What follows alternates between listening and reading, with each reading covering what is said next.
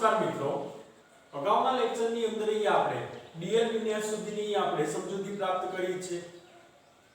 આજે એક નવો ટોપિક આપણે વાત કરીએ આરએસ વિન્યાસ.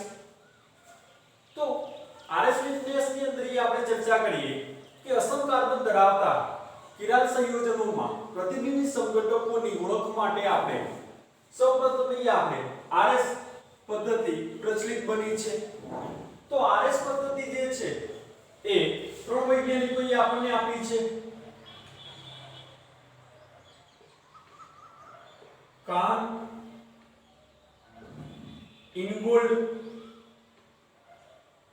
અને પ્રિલોક નામના સાયન્ટિસ્ટે આરએસ નામકરણ પદ્ધતિ આપણને આપી છે. કાહન, ઇનગોલ્ડ અને પ્રિલોક નામના વૈજ્ઞાનિકોએ આરએસ નામકરણ પદ્ધતિ આપણને આપી છે. તો તેમના મત પ્રમાણે આર એટલે કે રેક્ટસ તરીકે ઓળખવામાં આવે છે, જેને આપણે રેક્ટસ એટલે કે જમણું તરીકે ઓળખીએ છીએ. અને એસ એટલે કે લેટિન શબ્દ સિનિસ્ટર તરીકે ઓળખવામાં આવે છે, જેને આપણે ડાબો તરીકે આપણે ઓળખીએ છીએ. તો આરએસ વિન્યાસની અંદર આપણે વાત કરીએ કે આરએસ જે નામકરણ પદ્ધતિ જે છે જે આપણને ત્રણ વૈજ્ઞાનિકોએ આપણને રજૂ કરી છે. કાન, ઇનગોલ્ડ અને પ્રિલોક નામના વૈજ્ઞાનિકોએ આપણને આરએસ નામકરણ પદ્ધતિ આપી છે. તો તેના મત પ્રમાણે આર એટલે કે લેટિન શબ્દ જે છે રેક્ટસ કે જેને આપણે જમણું તરીકે ઓળખીએ છીએ અને એસ એટલે કે સિનિસ્ટર કે જેને આપણે ડાબો તરીકે ઓળખીએ છીએ. તો અસમ કાર્બન સાથે જોડાયેલા ચારે ક્રિયાશીલ સમૂહોને આપણે અગ્રતા ક્રમ આપવામાં આવે છે, જે માટે આપણને બે સોપાનો આપણને આપેલા છે. તો એ આપણે સોપાન 1 ની અંદર આપણે ચર્ચા કરીએ.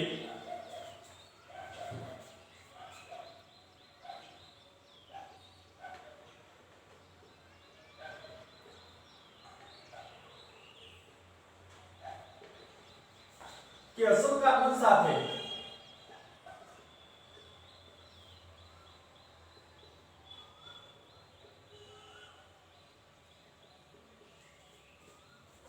જોડાયેલ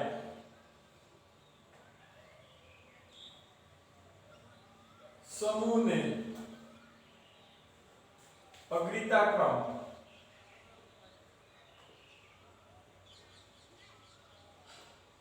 નક્કી કરવો. તો ફર્સ્ટ આપણે સોપાનની અંદર આપણે વાત કરીએ કે અસમ કાર્બન સાથે જોડાયેલા સમૂહ અથવા તો પરમાણુને આપણે સૌપ્રથમ આપણે અગ્રતા ક્રમ આપણે નક્કી કરવો છે.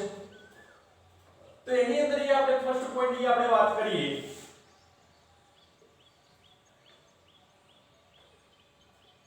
કે અસમ કાર્બન સાથે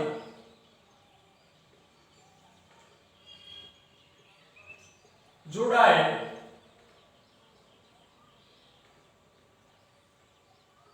પરમાણુ અથવા સમૂહના પરમાણિક ક્રમાંકને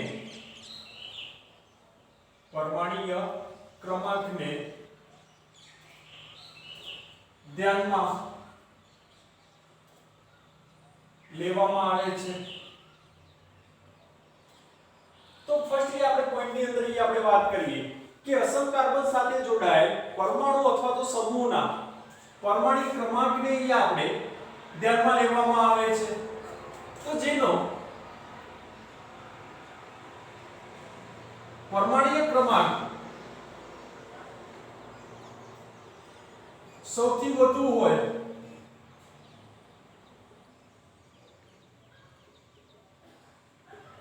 તેને પ્રથમ અગ્રતા ક્રમ આપવામાં આવે છે.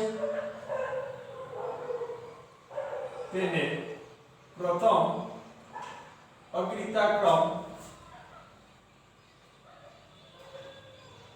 આપવામાં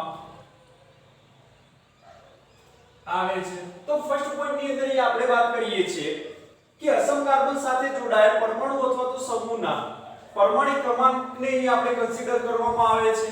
તો જેનો પરમાણિક ક્રમાંક સૌથી વધુ હોય તેને અહીં આપણે ફર્સ્ટ પ્રાયોરિટી આપીએ છીએ, એટલે કે પ્રથમ અગ્રતા ક્રમ આપણે આપીએ છીએ. ફોર એક્ઝામ્પલ તરીકે આપણે વાત કરીએ એક NH2 સમૂહ જોડાયેલો છે, એક OH સમૂહ છે, એક H છે અને એક Br સમૂહ જોડાયેલો છે. તો અહીંયા ફર્સ્ટ પોઈન્ટ ની અંદર આપણે જે કન્સિડર કર્યું છે કે જેનો પરમાણિક ક્રમાંક સૌથી વધુ છે એને અહીંયા આપણે ફર્સ્ટ પ્રાયોરિટી આપીએ છીએ. તો અહીંયા બ્રોમિન કે જેનો પરમાણિક ક્રમાંક સૌથી વધુ છે તો ફર્સ્ટ અહીંયા આપણે નંબર બ્રોમિન ને આપીશું. સેકન્ડ અહીંયા ઓક્સિજન છે અને અહીંયા આપણે નાઇટ્રોજન ગ્રુપ જોડાયેલું છે, તો ઓક્સિજન કે જેનો પરમાણિક ક્રમાંક નાઇટ્રોજન કરતા વધુ છે તો સેકન્ડ અહીંયા આપીશું પ્રાયોરિટી. થર્ડ નાઇટ્રોજન અને ફોર્થ હાઇડ્રોજન ને આપણે કન્સિડર કરીશું. સેકન્ડ ની આપણે વાત કરીએ પોઈન્ટ્સ ની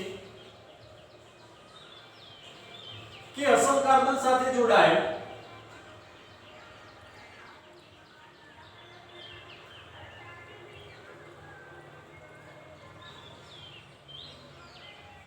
અસમ કાર્બન સાથે જો બે સમસ્થાનિકો જોડાયેલા હોય, જો બે સમસ્થાનિકો જોડાયેલા હોય તો જેનું પરમાણુય દળ વધુ હોય તેને પ્રથમ અગ્રતા ક્રમ આપવામાં આવે છે. તેને પ્રથમ અગ્રતા ક્રમ આપવામાં આવે છે. તો સેકન્ડ પોઈન્ટ ની અંદર આપણે વાત કરીએ કે અસમ કાર્બન સાથે જો બે આઇસોટોપ્સ એટલે કે બે સમસ્થાનિકો જો જોડાયેલા હોય તો જેનું પરમાણુય દળ સૌથી વધુ છે એને આપણે ફર્સ્ટ અગ્રતા ક્રમ આપણે કન્સિડર કરવામાં આવે છે. ફોર એક્ઝામ્પલ તરીકે આપણે વાત કરીએ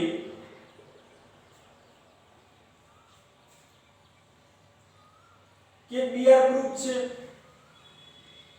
કાર્બન છે, હાઇડ્રોજન છે અને એક ડ્યુટેરિયમ છે. તો અહીંયા બ્રોમિન કે જેનું પરમાણિક ક્રમાંક સૌથી વધુ છે તો ફર્સ્ટ નંબર અહીંયા આપણે કન્સિડર કરીશું. સેકન્ડ અહીંયા આપણે કાર્બન ની આપણે કન્સિડર કરીશું. થર્ડ અહીંયા આપણે હવે કોન્સન્ટ્રેશન રાખવું છે કે અહીંયા આપણને એક હાઇડ્રોજન છે અને અહીંયા એક ડ્યુટેરિયમ જોડાયેલું છે. બંને અહીંયા આપણને હાઇડ્રોજન ના અહીંયા આપણને સમસ્થાનિકો આપેલા છે, પરંતુ ડ્યુટેરિયમ નું જે દળ છે એ હાઇડ્રોજન કરતા વધુ છે, તેથી એને આપણે થર્ડ પ્રોબેબિલિટી આપીશું અને ફોર્થ હાઇડ્રોજન ની થશે. નેક્સ્ટ પોઈન્ટ ની આપણે વાત કરીએ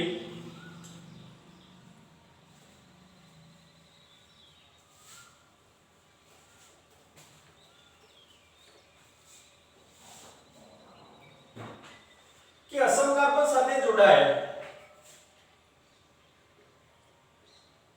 પ્રથમ સમૂહ સમાન હોય તો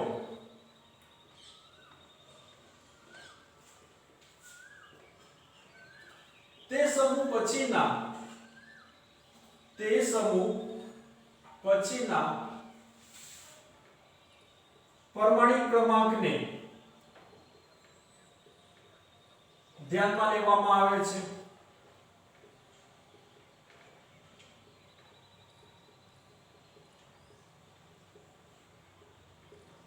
થર્ડ પોઈન્ટ ની અંદર આપણે વાત કરીએ કે અસમ કાર્બન સાથે જોડાયેલ જો પ્રથમ સમૂહ જો સમાન હોય તો તે સમૂહ પછીના પરમાણુના પરમાણિક ક્રમાંકને અહીં આપણે ધ્યાનમાં લેવામાં આવે છે. ફોર એક્ઝામ્પલ તરીકે આપણે વાત કરીએ CH2NH2 CH2OH CH2CH3 અને CH3 આપણને સમૂહ જોડાયેલા છે. તો અહીંયા દરેકની અંદર આપણે જોઈએ કે ફર્સ્ટ જે સમૂહ છે કે જે સમાન છે, તો એ સમૂહ પછીના જે પરમાણુ છે કે જેના આપણે પરમાણિક ક્રમાંકને આપણે કન્સિડર કરવામાં આવે છે. તો અહીંયા નાઇટ્રોજન છે, અહીંયા ઓક્સિજન છે, અહીંયા નંબર ઓફ 2 કાર્બન છે અને અહીંયા નંબર ઓફ 1 કાર્બન છે. તો ઓક્સિજન કે જેનું પરમાણિક ક્રમાંક વધુ છે તો ફર્સ્ટ પ્રાયોરિટી આપણે ઓક્સિજનને આપીશું. સેકન્ડ આને અહીંયા નંબર ઓફ 2 કાર્બન છે એટલા માટે એનું વધુ થશે થર્ડ અને અહીંયા ફોર્થ. નેક્સ્ટ પોઈન્ટ એ આપણે વાત કરીએ કે જો દ્વિબંધ કે ત્રિબંધ ધરાવતા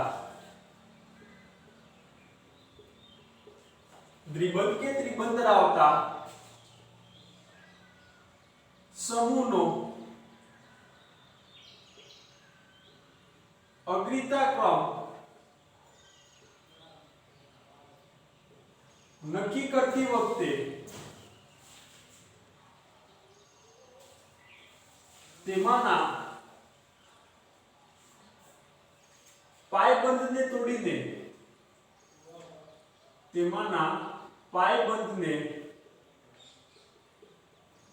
તોડીને કલ્પિત પરમાણુ કલ્પવામાં આવે છે.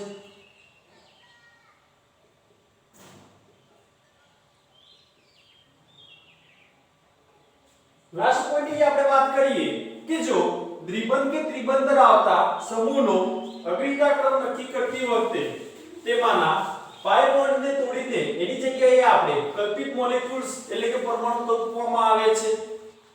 ફોર એક્ઝામ્પલ તરીકે આપણે વાત કરીએ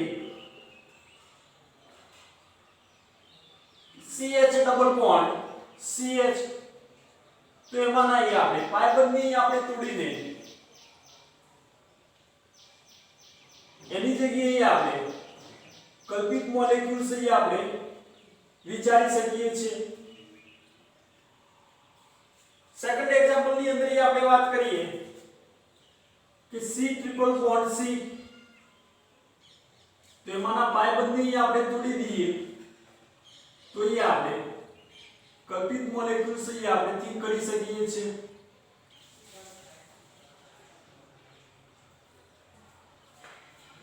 તો એ આપણે સોપાન 1 ની અંદર આપણે 4 પોઈન્ટ્સ આપણે સમજ્યા છીએ. સેકન્ડ એ આપણે સોપાન 2 ની અંદર આપણે ચર્ચા કરીએ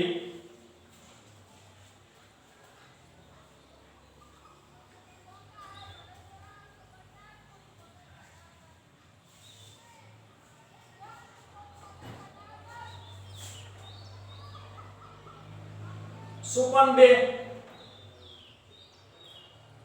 RS વિન્યાસ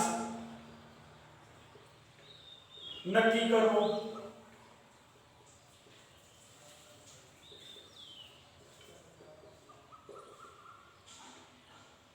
તો સોપાન 2 ની અંદર આપણે વાત કરીએ કે સોપાન 1 ની અંદર આપણે જે પરમાણુઓને અથવા તો સમૂહોને જે આપણે અગ્રતા ક્રમ નક્કી કર્યા છે, ત્યાર પછી નિમ્ન એટલે કે ઓછા અગ્રતા ક્રમ ધરાવનાર સમૂહને એટલે કે 4 નંબરના સમૂહને આપણે જોનારથી દૂર ગોઠવવામાં આવે છે. ફરીથી આપણે વાત કરીએ કે જે ઓછો અગ્રતા ક્રમ ધરાવનાર સમૂહ છે એટલે કે 4 નંબરના સમૂહને આપણે જોનારથી દૂર ગોઠવવામાં આવે છે. ત્યાર પછી અહીં આપણે પોઈન્ટ લખીએ કે નિમ્ન એટલે કે ઓછા અગ્રતા ક્રમ ધરાવનાર સમૂહ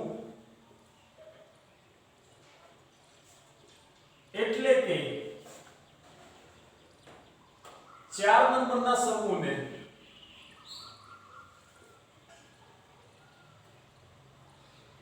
જોનારથી દૂર ગોઠવવામાં આવે છે.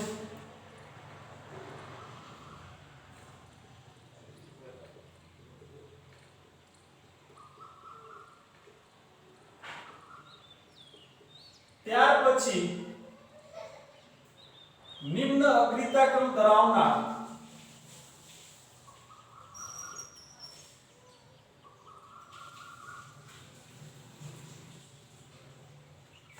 સમૂહને વિરુદ્ધ દિશામાંથી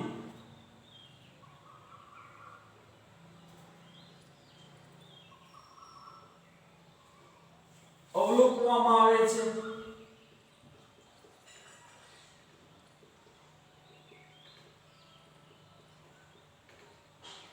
અને ત્યારબાદ બાકીના ત્રણેય સમૂહોને ચડતા ક્રમમાં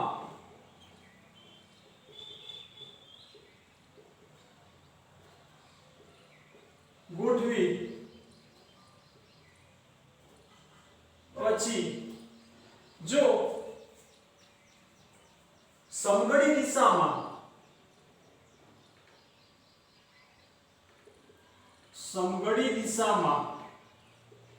અથવા જમણી બાજુ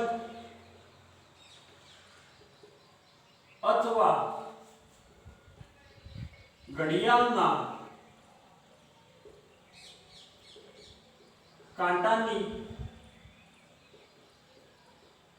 દિશામાં ભ્રમણ થાય તો આર વિન્યાસ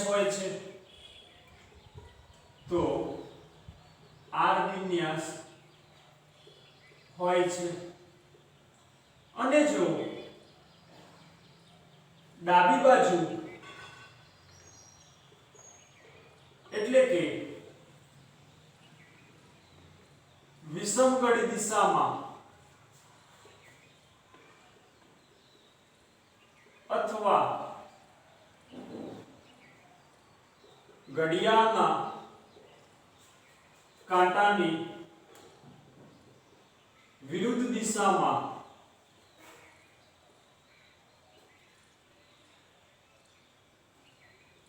ભ્રમણ થાય તો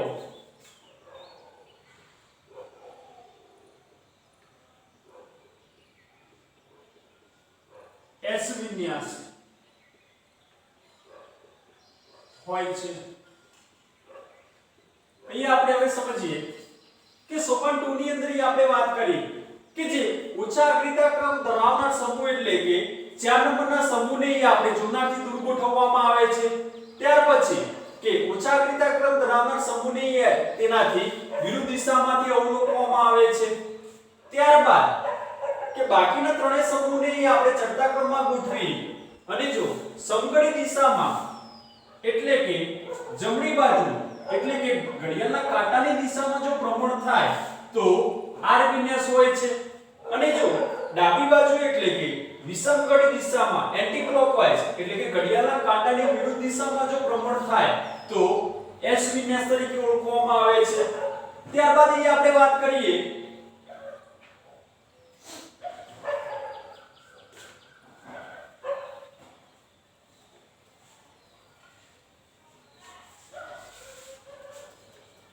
કે આરએસ વિન્યાસ તો એ આપણે નક્કી કરી નાખ્યો છે પરંતુ વધુ એ આપણે બે પોઈન્ટ્સ એ આપણે ચર્ચા કરીએ કે જો નિમ્ન એટલે કે ઓછા અગ્રતાક્રમ ધરાવનાર સમૂહ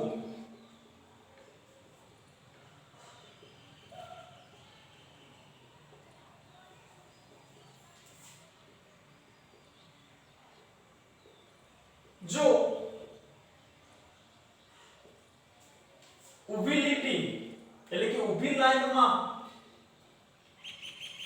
જોડાયેલો હોય તો જે વિન્યાસ હોય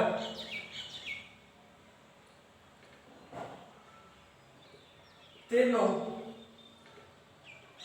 તે જ વિન્યાસ રહેશે। तो ये आपने समझिए ઓછા અગ્રતા ક્રમ ધરાવનાર સમૂહ જો વર્ટિકલ લાઈન એટલે કે ઊભી લાઈનમાં જો જોડાયેલો હોય તો જે વિન્યાસ હશે તેનો તે જ વિન્યાસ હશે. ફોર એક્ઝામ્પલ તરીકે કે ઓછા અગ્રતા ક્રમ ધરાવનાર સમૂહ જો ઊભી લાઈનની અંદર જોડાયેલો છે તો R વિન્યાસ હોય તો R વિન્યાસ જ હશે અને જો S વિન્યાસ હોય તો S વિન્યાસ જ રહેશે. પરંતુ જો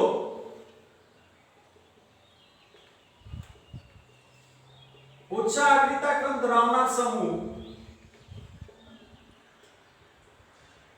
ઓછા અગ્રતા ક્રમ ધરાવનાર સમૂહ જો આડી લાઈન એટલે કે હોરિઝોન્ટલ લાઈનમાં જોડાયેલ હોય તો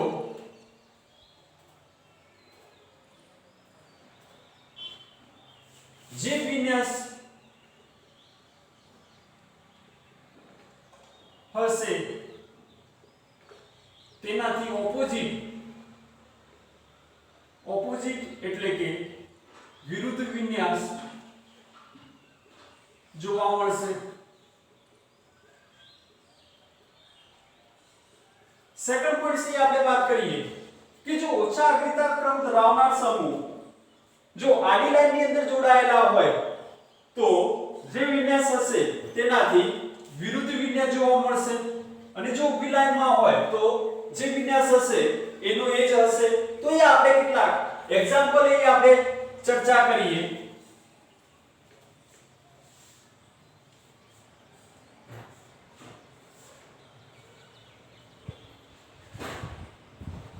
તો એ આપણે એક્ઝામ્પલ ની અંદર આપણે વાત કરીએ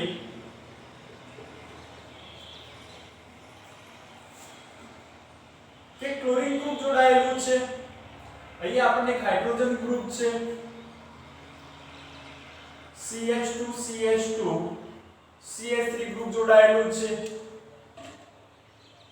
CH2 CH3 ગ્રુપ જોડાયેલું છે. તો આપણે જે સોપાન 1 અને સોપાન 2 ની પ્રમાણે આપણે ચર્ચા કરીએ કે જેનો પરમાણિક ક્રમાંક સૌથી વધુ છે એને ફર્સ્ટ આપણે પ્રાયોરિટી આપીએ છીએ. તો ફર્સ્ટ અહીંયા પ્રથમ સમૂહ સમાન છે તો એના પછીના સમૂહની અંદર એટલે કે આ નંબર ઓફ 3 કાર્બન છે તો 2 નંબર આવશે, આને 3 નંબર અને આને 4 નંબર આવશે. તો એ આપણે જે રોટેશન છે એ ક્લોકવાઇઝ જોવું છે એટલે કે ક્રમશઃ જોવું છે 1 to 2 2 3 3 અને 3 to 4 એ આપણે જોવામાં આવે છે. તો આ રોટેશન જો 1 2 3 અને 4 એટલે કે આપણું જે રોટેશન છે એ ક્લોકવાઇઝ એટલે કે સમઘડિત દિશામાં જોવા મળે છે. એટલા માટે R વિન્યાસ થશે. સેકન્ડ એક્ઝામ્પલ ની અંદર આપણે વાત કરીએ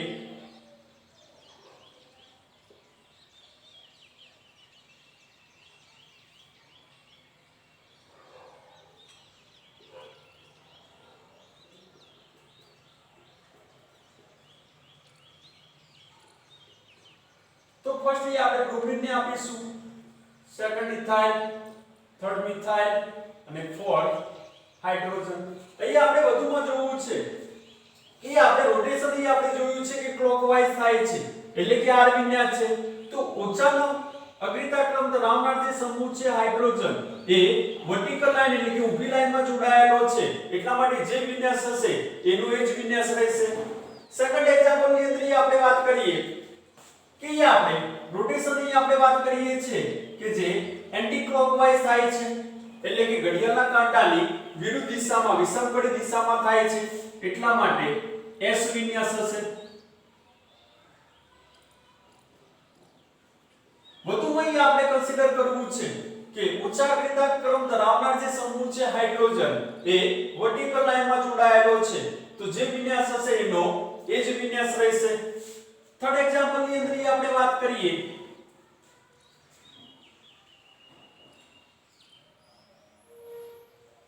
હાઇડ્રોજન, ડ્યુટેરિયમ, બ્રોમિન અને અહીં આપણને CH3 ગ્રુપ જોડાયેલું છે.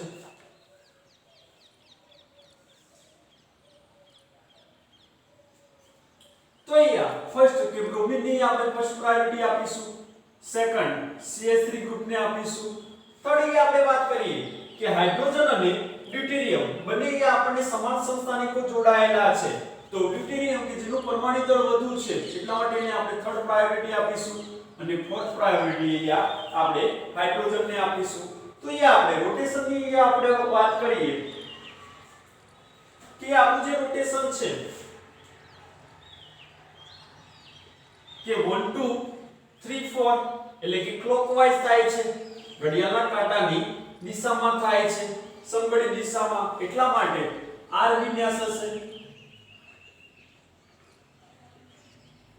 પરંતુ અહીં આપણે કન્સિડર કરવું છે કે નિમ્ન એટલે કે ઓછા આકૃતિના ક્રમ ધરાવનાર સમૂહ જે છે એ હોરિઝોન્ટલ લાઈન એટલે કે આડી લાઈનની અંદર જોડાયેલો છે. જો આડી લાઈનની અંદર જોડાયેલો હોય તો જે વિન્યાસ હશે એનાથી ઓપોઝિટ વિન્યાસ આપણને જોવા મળશે. એટલે કે r વિન્યાસની જગ્યાએ આપણને કયો મળશે? s વિન્યાસ જોવા મળશે. સામે આપણે એક એક્ઝામ્પલ લાસ્ટ શીખીએ કે કઈ આપણને SO3H ગ્રુપ જોડાયેલું છે, H છે, I છે અને એક ક્લોરીન ગ્રુપ જોડાયેલું છે. આયોડિન કે જેની ફર્સ્ટ પ્રાયોરિટી છે, સેકન્ડ ક્લોરીન, થર્ડ SO3H અને ફોર્થ હાઇડ્રોજન. તો રોટેશનની આપણે વાત કરીએ તો રોટેશન જે છે એ એન્ટી ક્લોકવાઇઝ થાય છે એટલે કે વિષમઘડી દિશામાં થાય છે. એટલા માટે તે S વિન્યાસ હશે. પરંતુ જે ઓછા આકૃતિના ક્રમ ધરાવનાર જે સમૂહ છે હાઇડ્રોજન કે જે આપણને આડી લાઈનની અંદર હોરિઝોન્ટલ લાઈનની અંદર જોવા મળે છે, તેથી જે વિન્યાસ હશે એનાથી ઓપોઝિટ વિન્યાસ આપણને જોવા મળશે, r વિન્યાસ હશે. તો આ રીતે આપણે RS વિન્યાસ માટે આપણે એક્ઝામ્પલની આપણે ચર્ચા કરી છે. વધુમાં આપણે સમૂહ માટેના અહીંયા આપણને અગ્રતા ક્રમ અહીંયા આપણને આપેલા છે જે તમારે યાદ રાખવા છે. તો સમૂહના અગ્રતા ક્રમની અંદર અહીંયા આપણે વાત કરીએ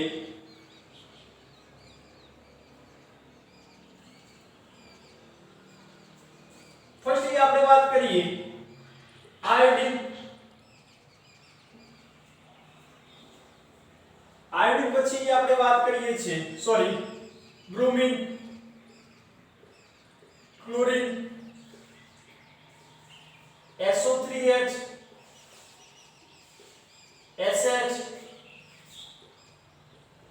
fluorine,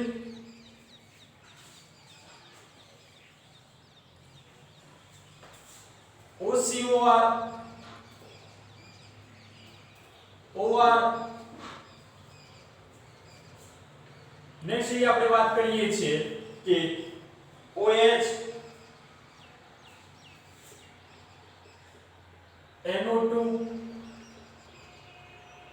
NR2,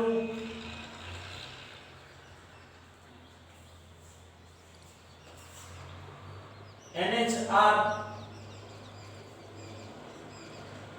COOR, COOH,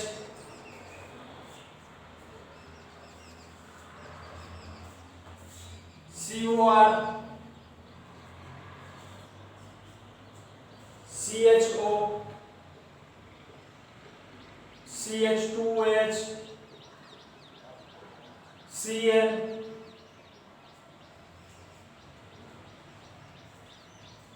CH3, deuterium અને હાઇડ્રોજન. તો એ આપણે જે અગ્રતા ક્રમ માટે એ આપણે કન્સિડર એટલે કે સંપૂર્ણના અગ્રતા ક્રમ નક્કી કરવા માટેનો એ આપણને ચડતો ક્રમ અહીંયા આપણને આપેલો છે.